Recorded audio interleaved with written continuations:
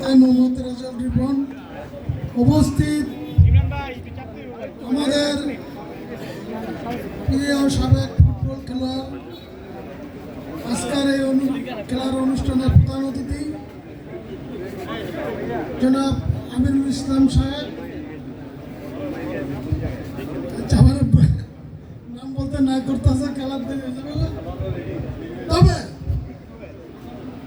আমি আমার সিদ্দিকুর সোনারগাঁয়ের পক্ষ থেকে আজকের মন্ত্রী মহোদয় সাহেবকে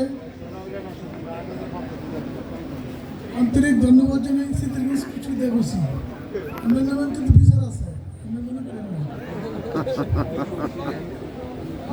বন্ধ করে দিয়েছেন, পরিষ্কার করেন না। সিদ্দিকুরের বিচার আছে না, বন্ধ করে দিয়েছেন, বিচার আছে না। এখানে কিন্তু আপনার আমার না, কিন্তু সিটি কর্পোরেশনের কাজ কিন্তু আপনার, ঠিক না? তবে আমরা আজকে ধন্য আমাদের ক্রীড়ামন্ত্রী সাহেব আমাদের নারায়ণগঞ্জে এসেছে, এই জন্য আমরা ধন্য।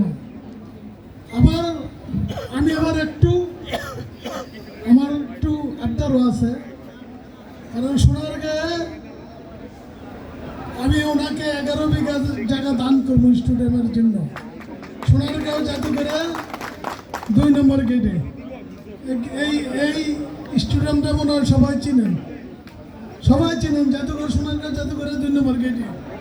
আমরা চাই আমাদের প্রধানমন্ত্রী জনাব তারেক রহমান সাহেব গত বুধবার না বৃহস্পতিবার দিন সংসদে কিন্তু বলছে, যেখানে জায়গা পাও সেখানে খেলার মাঠের জন্য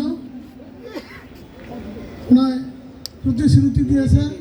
আমরা যেখানে জায়গা পাবো সেখানে খেলার মাঠ করব।